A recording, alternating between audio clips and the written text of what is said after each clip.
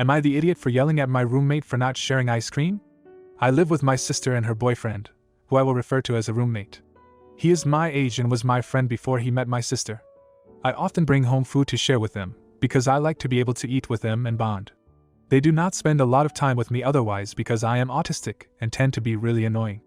About 3 weeks ago, I, female 24, bought my roommate, male 24, and sister, 19, about 4 gallons of ice cream and toppings for us all to share.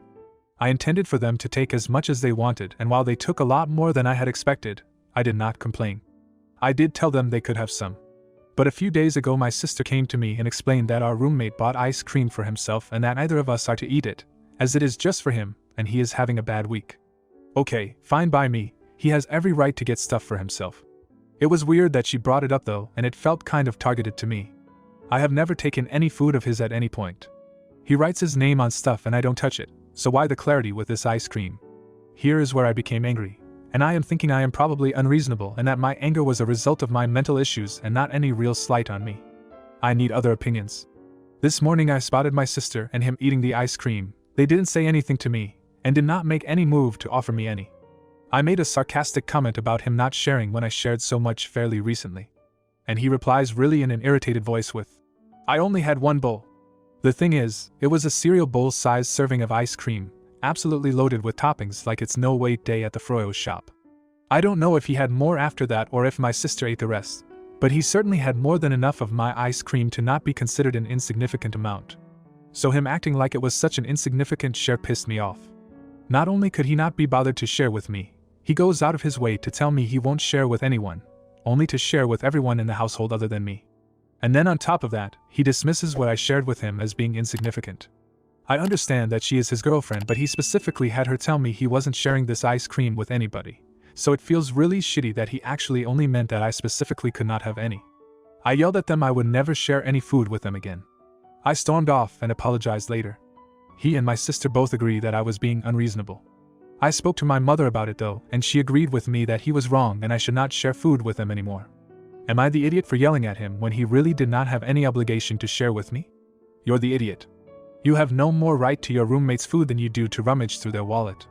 Well and good that you decided to share your ice cream, but if that meant that they could never have ice cream again without you having a right to it, that doesn't work. You're the idiot. You threw a temper tantrum, which you are entirely too old for. You chose to buy ice cream to share, which is great.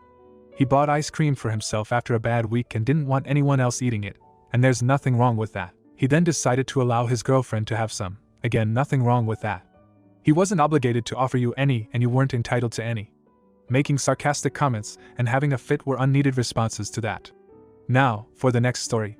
Would I be the idiot if I spoke to my in-laws directly about wanting their help more with our kids?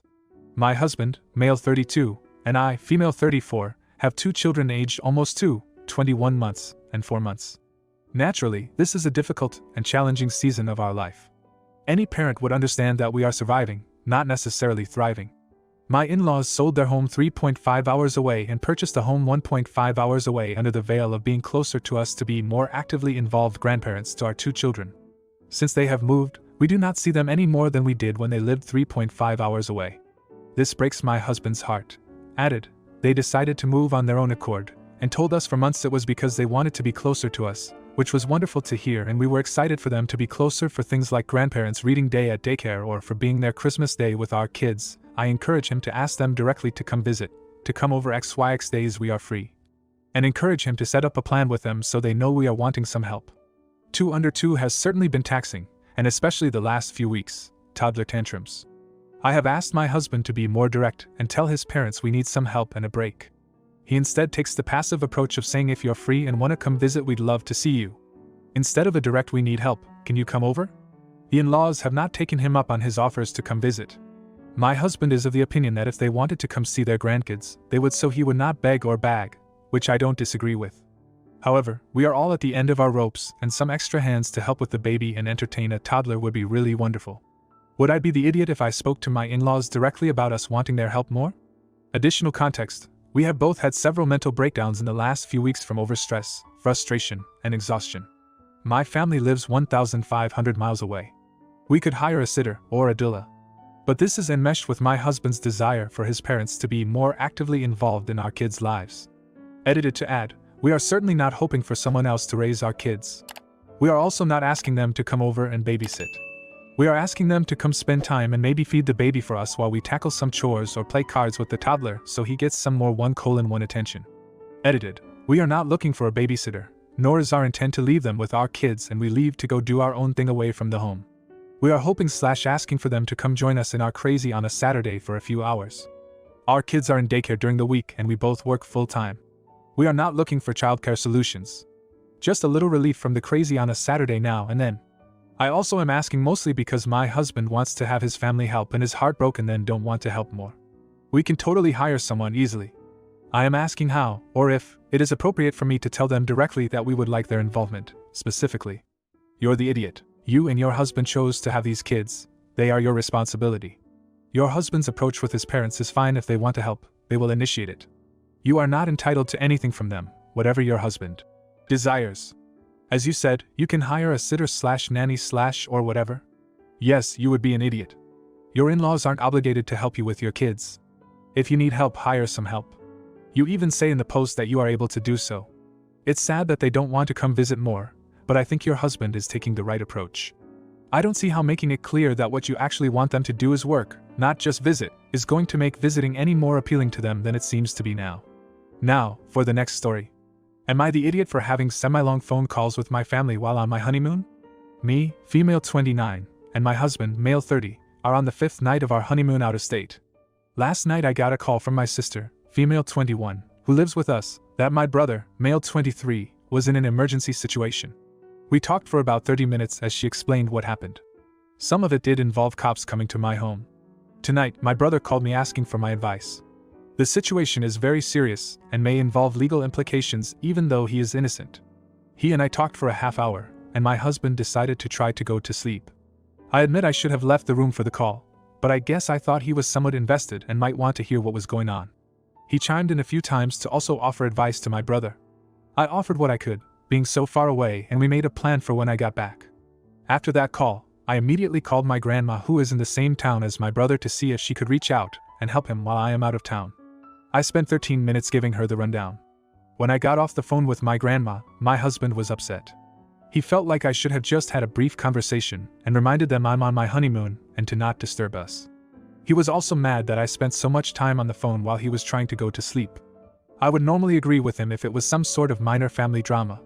However, we don't normally have any sort of drama, and this is an extreme situation. We are very close, and I didn't feel it was right to leave my younger siblings trying to figure it out themselves. He and I will discuss it in the morning if it's still bothering him, but I just have to know, am I the idiot for spending time on the phone with my family during our honeymoon? ETA. My phone call with my brother was to get a plan for when I get back, and my phone call to my grandma was to get him some emotional support while I'm gone.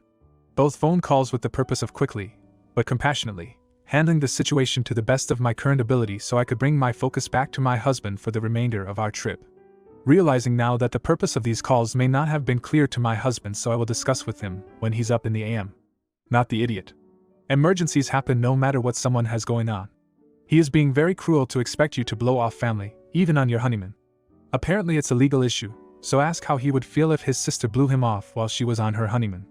If you were just chit-chatting, you would be TA, but you weren't. He's being unreasonable. You're the idiot. What do you think you can do for him from many miles away? If he needs a lawyer, have him talk to a lawyer. Your advice isn't helping him legally. If he needs to talk to someone, have him talk to someone back home. How are you solving anything you have no control over and needs to be handled by a lawyer? Now, for the next story. Am I the idiot for not paying my daughter's rent anymore due to her jealousy towards her sister? I, female 43, have 22 Sam and 14 Kathy daughters. Our family was dirt poor as Sam was growing up. It was a bad time overall. We knew something needed to change when Sam was 8, so I went to college at night. We could only afford a few classes a semester, so it took longer than 4 years. I finally graduated when Sam was 14, but we were still poor even with a new much better job due to debt. When she was 18 it finally got a lot better. I got really lucky and ended up in a high demand field. We went from struggling for food on the table to being able to go on vacation twice a year without problems. Kathy was 10 when she was much more stable, so her and Sam's childhoods are a lot different. Kathy can go to a nice school while Sam's school was a poop inner-city public school. I don't have to buy from thrift stores anymore. She has an iPhone and so on. Now I pay for Sam to go to college without any debt, and she comes on all family vacations free, pays her apartment rent, and so on. The problem is Sam is so jealous of her sister, the school is taking people on a trip to DC, and that's where all of this came to a head. Sam yelled at her sister about how she is a spoiled brat, and told me I should treat her the same way she was growing up. That she should hand me down clothes and have to go to a poop school. We got into a bigger argument about how she believes I should be poor to her sister. I told her if she wants us to be poor so much then she can pay her own rent from now on. She called me an ass when she realized I was serious. She went to our aunts, and they are on her side. Am I the idiot? I will give her a call, see if we can work this out. You're the idiot because you're failing to realize how badly your oldest daughter's childhood hurt her. Yes, you're helping her now, but that doesn't undo the damage already done. Keep doing what you're doing that benefits each girl. Family therapy would be a huge benefit for everyone. You're the idiot. So you decided that it was time for a change once Kathy was born, and you worked to give her a better life. Sam had a shitty childhood, but you're giving Kathy a much better one, and can't see how fricked up that is? Am I the idiot for addressing a white belt woman's behavior during jiu-jitsu class? I, male 31, am a blue belt who trains at Beta Team Jiu-Jitsu under Craig Belushi in Austin, Texas. I returned to training after a significant break. Jane, 25F, a white belt woman, has been practicing BJJ for a little over a year. She's quite passionate about the sport, and loves John Danaher, and idolizes Gordon Ryan. Our instructor doesn't cover leg locks in our class for good reason, but Jane took it upon herself to learn them through the Danaher videos. The incident, during one of our rolls, I was paired up with Jane. She wasted no time and pulled guard, swiftly transitioning to a single leg X guard. Her technique was impressive, but her eagerness to secure a heel hook worried me. I managed to avoid her initial attempts, but she persisted, refusing to listen to my concerns. I became increasingly concerned when she aggressively targeted submissions, including leg locks that hadn't been taught in our class. She was extremely aggressive when we were rolling, when I was trying to not use my strength to simply overpower her, because neither I nor she would benefit from it. After all, we aren't trying to beat each other, we're trying to get better at jiu-jitsu. She did not show the same courtesy, and she loves to go for stuff like neck cranks, wrist locks, cross faces. I think she even went for a kanibami before she fell onto her face on her own.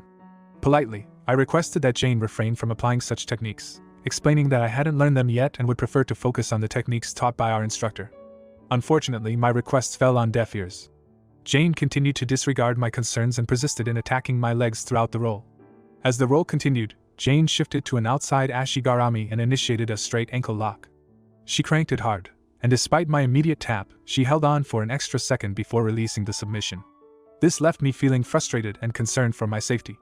In response, during the next roll I transitioned into a dominant position called the crucifix hold. This position allowed me to maintain control over her movements and assert my boundaries until the time limit expired, without resorting to excessive force. I did not attempt to submit her because I no longer wished to roll with her. Post-roll fallout, once the class concluded, I approached Abby, a new white belt, and cautioned her about Jane's approach during rolls. Additionally, I warned Julia, another blue belt who is new to our gym, to be cautious when rolling with Jane due to her tendency to roll with excessive force. Jane learned this, confronted me, and accused me of alienating her from our training community. She said she should get to decide how hard she wants to go with her partners on her own terms. Am I the idiot for addressing Jane's behavior during our jiu-jitsu class? You're the idiot. You always go to your instructor with these kinds of problems. You were alienating her. If she rolls in a way you are uncomfortable with, you remove yourself, but you don't get to tell others how they should feel with the roll. You're the idiot. Are you the instructor? Is it your job to inform your classmates about someone's behavior? Is it your job to correct Jane? How about you focus on you told Jane you didn't like how she sparred, so don't spar with her again unless she agrees to stick to what was taught in class. Anything outside of that is none of your business. Either take it up with the instructor or stay quiet. If you like this video, you'll probably like these too. Also, while you're here, please consider subscribing. It's your support that keeps this channel alive and allows me to make better and longer videos. Have a great day.